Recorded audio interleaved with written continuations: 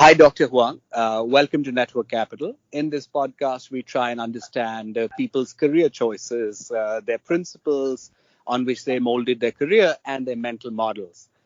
We've been fascinated by your research for years. Could you tell us a bit about who you are and what do you do today?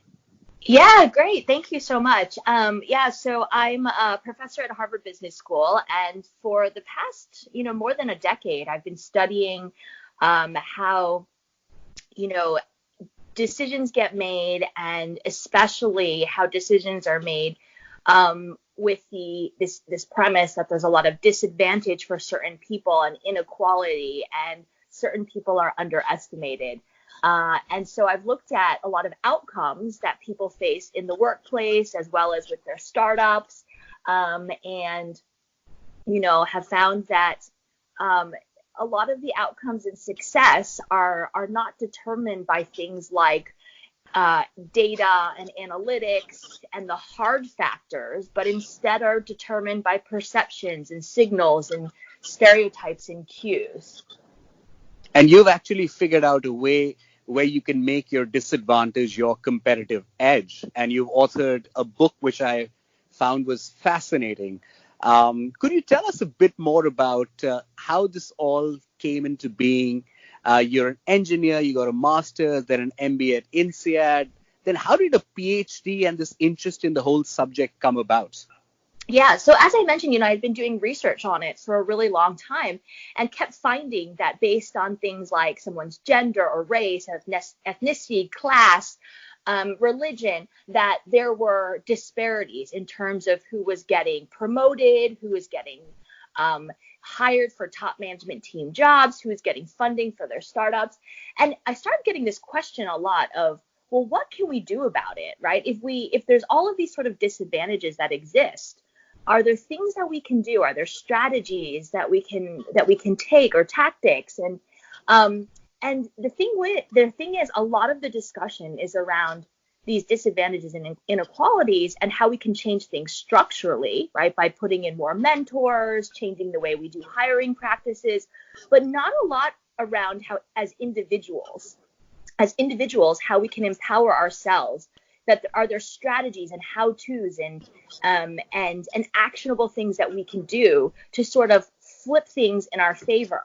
And that's really the origin of this book, was that I recognized that there was this thirst for, how do we do this? If we recognize that there's negative perceptions against us, or that there are stereotypes, are there ways for us to flip those stereotypes in our favor, so that we can create our own advantage? And it's this aspect of, we go into situations and some people naturally have an advantage. Others of us, what do we do? And so the book is around, if you don't naturally have an advantage, you can create one for yourself. And I think you're an American woman of Asian descent. Amongst your other degrees, you got an MBA at INSEAD, a very international program, and then you decided to do a PhD. I want to ask you about two specific meetings that you had. One in high school or in college, where you went to your writing professor, and the other with Elon Musk. Yes. Tell us about both these meetings, and what did you learn from them, and how does that factor in your research and in your book? Yeah, so the one when I was in college, right, it was sort of this experience where, so I was taking this university writing class, and it was a required course that everyone at the university had to take. And I was in this course, and we had a series of writing assignments. And with the first writing assignment, I turned it in, and when I received it back, I had a very, very low mark. A C minus, if I remember. Yeah, yes, that's right. Good memory.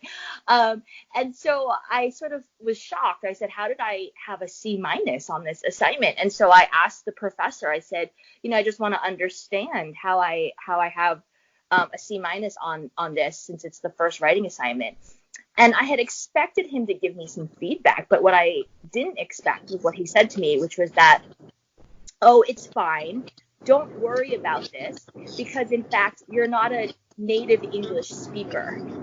And because you're not a Except you native, are a native English speaker. yes, and so, it was sort of this, I was sort of shocked for a second where he said, you're not a native speaker. And so, it's not feasible for us to have, for you to have received a higher grade. And so don't worry about it.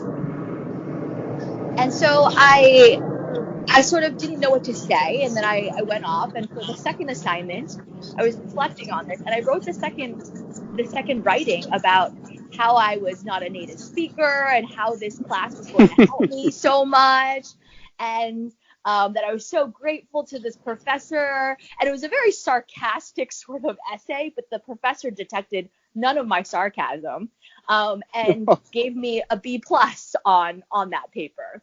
So, it was sort of this, I recognized that he had this perception of me, even though it was incorrect.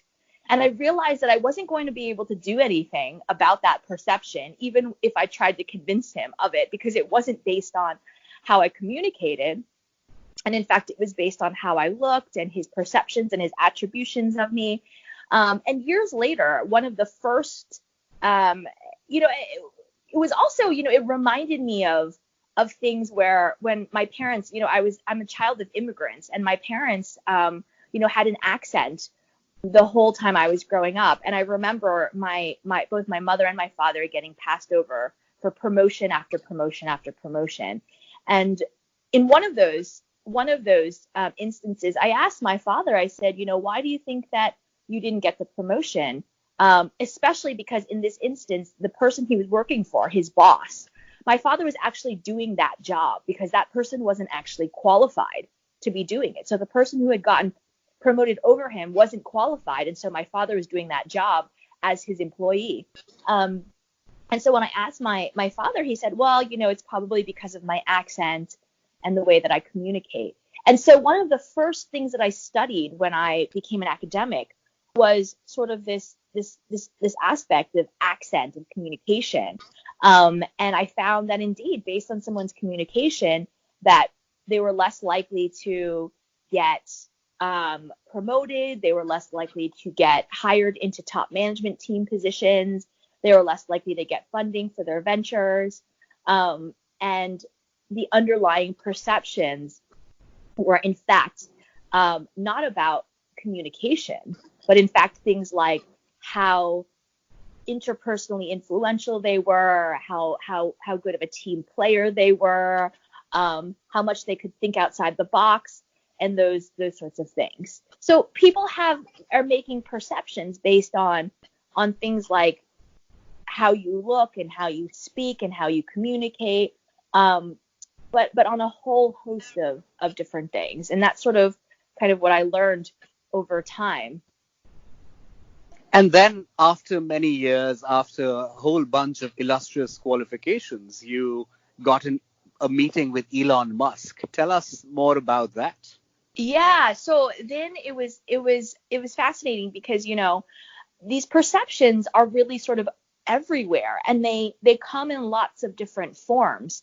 So I had serendipitously had a meeting scheduled with Elon Musk, which is a whole sort of another story in of itself. But I had this meeting scheduled with Elon. A friend of mine had managed to get a meeting with him, in fact, and he invited me along because he was going to be talking to Elon about the emergence of the private space industry. And of course, Elon started a company called SpaceX.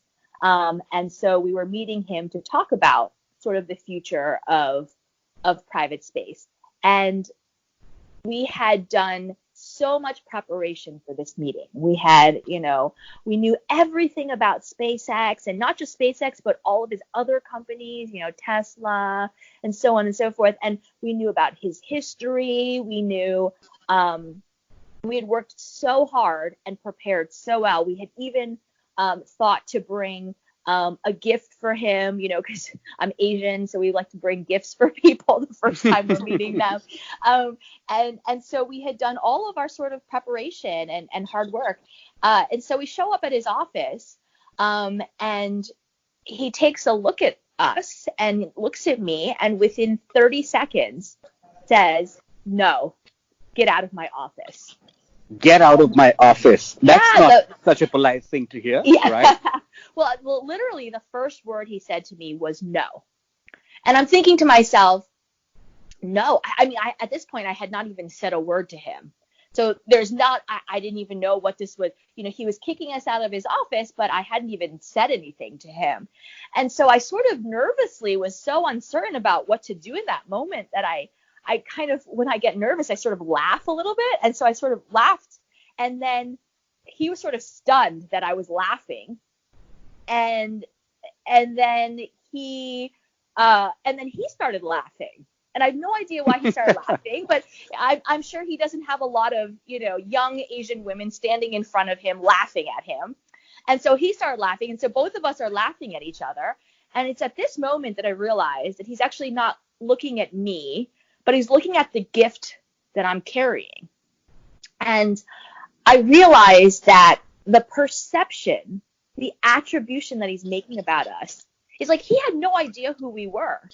In fact, he thought we were entrepreneurs. I kind of was thinking to myself, I think he thinks that we're entrepreneurs trying to pitch him and that I'm carrying this prototype because it was unwrapped, right? And I was like, it's this product prototype that he thinks that we're trying to pitch him and get his money and trying to get his, get something from him. And so I sort of sputter out in my laughter. Oh, you think we're entrepreneurs? And he says something like, "Oh, you're not?" And I said, "Oh, no. And I said, "And you think we want your money?" And he's like, "Don't you?" And I said something along the lines of, in my nervousness, I said something along the lines of, "What, you have money or something?" And this is one of the richest men in the nation, right? And he thought that was hilarious and then sort of looked at me and said, "Please come into my office." And it was sort of this, I needed to recognize this perception that he had of me that, what I had forgotten was this is a man who's constantly getting asked for things. His default answer has to be no. People are always asking him for his time, his money, his resources, introductions to people. And once I sort of recognized that and showed him, that it was something else, that we were able to actually have this wonderful discussion and by the end of that meeting, he actually was offering us the very things that he thought that we were asking him for. He was, he offered us, he introduced us to people, he was offering us resources, all sorts of things that we never had even imagined that could be possible. So what was the one big takeaway from this meeting with Elon, which was clearly the most adventurous meeting anyone would perhaps have had with him? What was the what? One big takeaway from this meeting with Elon. How did it contribute to your research? How did it shape your thinking, if at all, in any way? Yeah, I mean, I talk in the book a lot about, and I'll talk a little bit about that in a second, but gaining and creating an edge for yourself. One of the really important components is your ability to delight somebody, is your ability to crack open that door when you don't have the opportunity or you're facing some sort of an obstacle or some sort of a constraint. Where the answer is no, get out of my office. How do you crack that door open so that you get the opportunity? And, in sort of disarming Elon and sort of laughing and kind of showing him a different side of who we are, what we were essentially able to do was delight him. And when we delighted him, that's when he invited us into his office. And so when I talk about sort of creating an advantage for yourself, how do you create an edge? The book is very much about this aspect of edge, but edge actually stands for the framework that I've developed through my research. It actually stands for EDGE. And the E is about enrich. It's about how do you enrich and provide value. It's about knowing what your basic goods are and what your superpowers are, right? your superpowers in terms of what are your strengths? What are the things that make you uniquely who you are? And also understanding your weaknesses, knowing how you provide value in any sort of situation. And the problem, however, is that we often don't have the opportunity to show someone how we enrich and provide value, like I was not able to do so with Elon originally. But sometimes it's often because you don't belong to the right networks or the right groups, or you don't look the right way, or you don't sound the right way, or you just don't have that chance. And so D is for delight. And that's your ability to sort of show somebody a different aspect of yourself that kind of makes them pause for a second and say, let me ask a follow-up question, or let me just dig a little bit deeper to understand. When you're able to delight, that's when you have the opportunity, the chance to then show how you enrich and provide value. The G is for guide, because after you've delighted and you've started to show how you enrich and provide value, you still need to guide the perceptions of others. You need to be able to redirect their stereotypes and redirect any incorrect perceptions or attributions that they have about you to who you authentically are. So that guide piece is so important. And then the final E is for effort and hard work. And the hard work, the effort, it comes last in this framework. We often think that hard work comes first, that if you put in the hard work, that it will speak for itself. But the problem is it often doesn't speak for itself. And we realize that hard work alone is not enough. We end up frustrated because we put in the hard work, but because of other people's perceptions or because of not getting the opportunity, the outcomes or the success goes to someone else. And so that's why the effort and hard work comes last in this framework, because if you know how you enrich and delight and guide, that's when you can put in the hard work, and your hard work will work much harder for you. That's fascinating. I mean, this EDGE framework is super interesting to understand bias, marginalization. You've studied venture capitalists and entrepreneurs and women in great detail, and also people with accents. How do you think people who come from, say, historically a marginalized background use this EDGE framework to their advantage? Specifically, let's touch upon accents and women. Yeah, so let's talk first about accents. So, this guide piece is so important because it's how you redirect perceptions. It's knowing those underlying perceptions that people have of you. So I spoke a little bit about how it wasn't about communication. So I can talk a little bit more about that, because that's the lay view that a lot of people have, that if you have an accent, for example, that when you have an accent, you may not be getting those outcomes because you're not able to communicate as effectively as other people.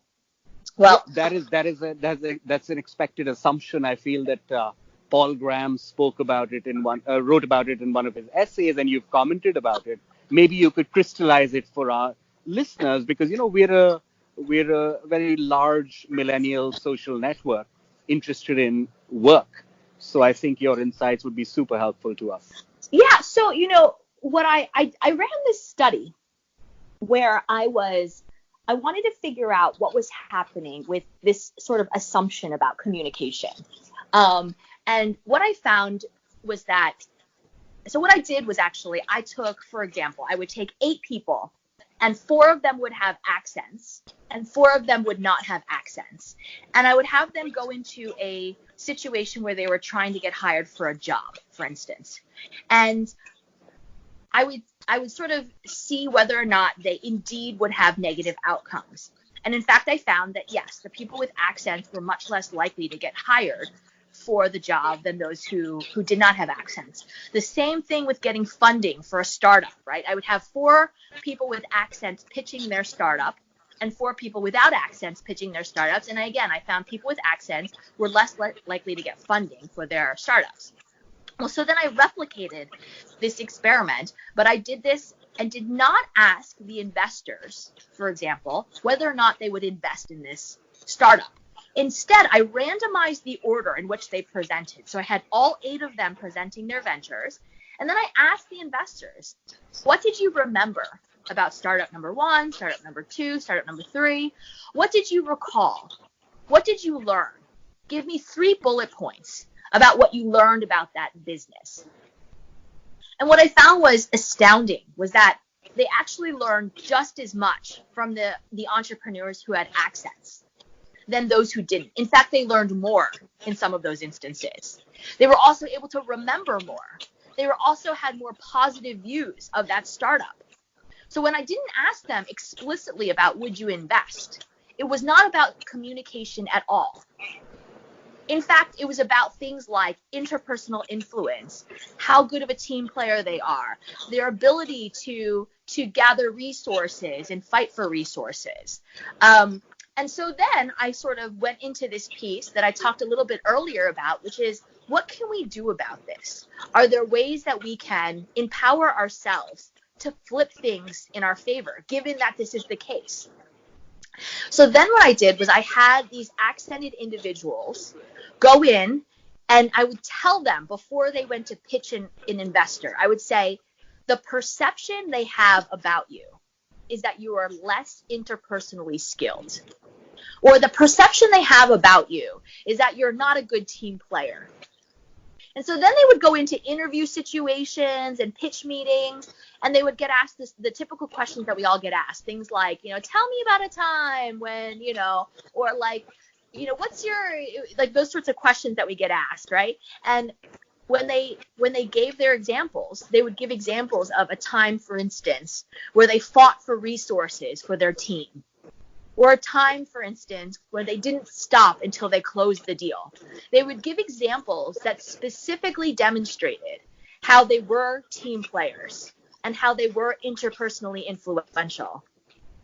And what I found then was that when they flipped those perceptions, they were just as likely, if not more likely, to get hired for those positions, to get the promotions, and to get the funding for their ventures. So they were able to transform their disadvantage into a clear competitive advantage using the EDG framework with a little bit of a nudge. That's absolutely right. They were able to redirect those negative perceptions that others had about them. And what they were able to do was, the investors and the hiring managers, they still saw the same positives about them. But by addressing those perceptions, those negative stereotypes that they had, by redirecting and guiding them, they were able to then give themselves an edge over others. And this is something that I found not just with accent, but also with gender and race and ethnicity, and all sorts of different traits and characteristics. In fact, gender you've studied with even more in great detail, because I read your paper on gender and women with social missions and so forth. So your research yielded some fascinating results. Could you talk more about it, and how can, say, women entrepreneurs sort of leverage the EDG framework to their advantage? Sure. Absolutely. So, the E, again, is about enriching and knowing how you provide value. And women entrepreneurs once you know the value, the importance of your company or your startup, right? It's sort of there. But what happens a lot of times is that perceptions are made about women entrepreneurs, especially women entrepreneurs that are in heavily masculine dominated industries. These perceptions around competence and how competent they are and how warm and how communal and social they should sort of be. And what happens is that a lot of times there's this expectation that women need to be warm and communal and social. And if they're not, there's sort of these negative attributions that are made about them. When they're overly competent or they try and show their competence, there's also sort of this backlash because they're less likely to be seen as warm and social. And so what I found was that, women were getting much less funding than their male counterparts, especially in these masculine-dominated industries. But what I did was try again to see, are there ways that you can flip this to your advantage? And so when I had women and experimentally looked at women pitching their ventures, and they would pitch the exact same ventures. So it was the exact same idea, the exact same financials, all of those sort of things. But they would add in just one or two lines about something along the lines of, and I'm doing this because I feel like it will have a larger impact for the social good. Or I feel like this is a, something that kind of tapped into this communal, warm, social aspect. Even if it was the exact same company, the investors were much more likely to say, oh, this makes sense. Now I understand why this person is doing this. I understand how this person is the right person for this company. It gave them this cognitive congruence where they could match, okay, this is the right person for this right company in this right industry. You've also done an extensive study on be yourself. Yeah. Do you think be yourself is good advice? Yeah. So, be yourself is sort of this advice that a lot of people give, right? They, you're interviewing for a job and your friends just say, oh, you're going to do great. Just be yourself. Or you're giving a big presentation and people sort of say, oh, you're going to do wonderful. Just be yourself. Or you're going on a date, right? And they just, oh, just be yourself. And what you're referring to is that I often say, be yourself in of itself is horrible advice. It's really be yourselves. There's so many different versions of ourself, right? Who you are with your mother is very different from who you are with your best friend. Is very different from who you are with your boss. And you need to be able to embrace all of these complicated and varied versions of yourself. And when you're able to do that, that's when you're able to really understand the perceptions that others have of you and how they're seeing you and what version of yourself they're going to see in the best possible light. And so it's really important to be able to sort of understand and embrace all of your strengths, but also your underestimated strengths and your weaknesses. And I found that was such a useful piece of advice, like this and the EDGE framework, because I think a lot of the cliches that we hear on social media, be yourself, do this, do that, it's not wrong. It's just like woefully inadequate. So it confuses the hell out of millennials.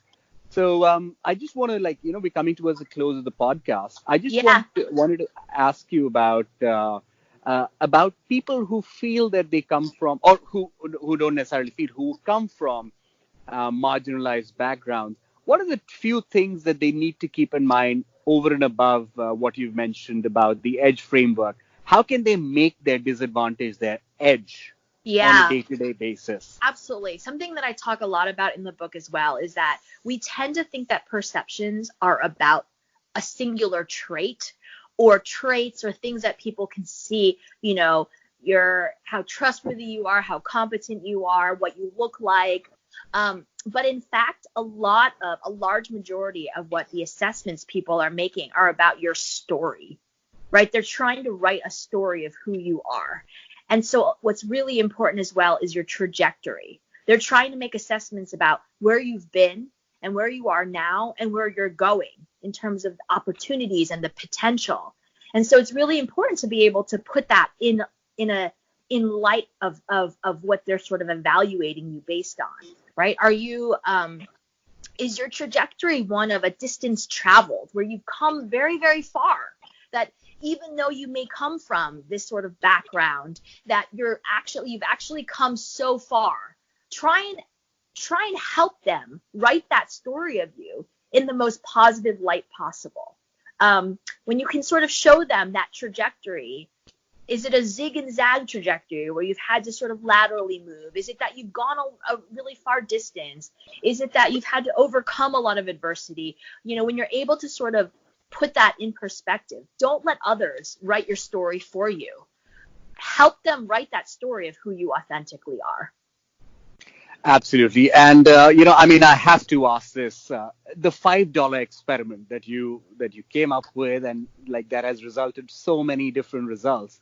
Do you want to tell our listeners, 100,000 millennials all around the world, what has been the most fascinating story of the $5 experiment?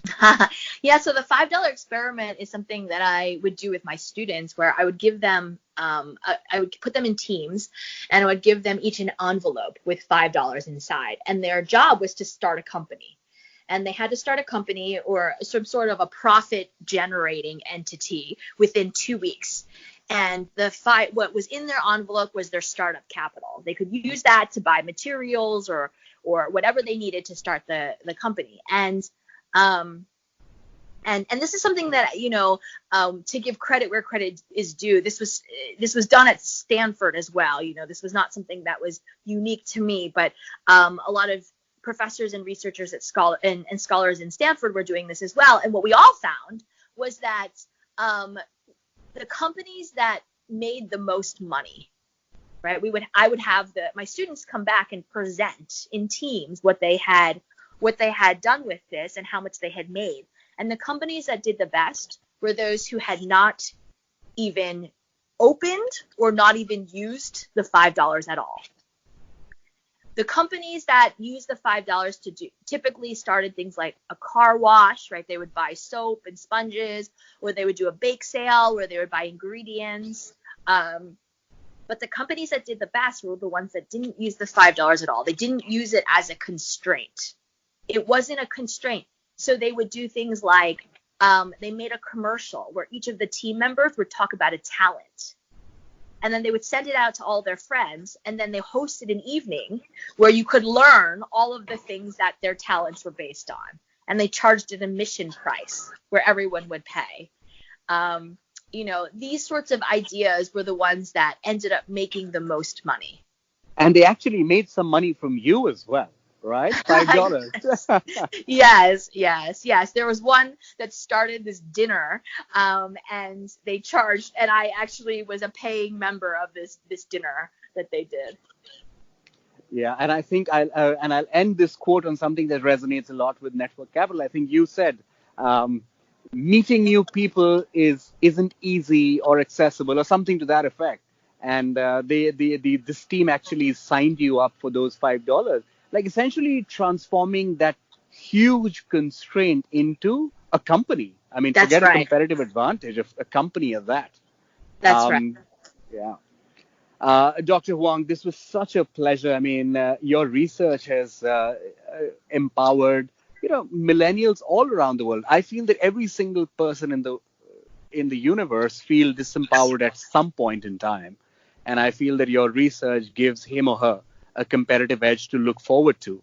And I thank you for your time, and I look forward to having a follow-up masterclass with you. Thanks so much. Really appreciate it.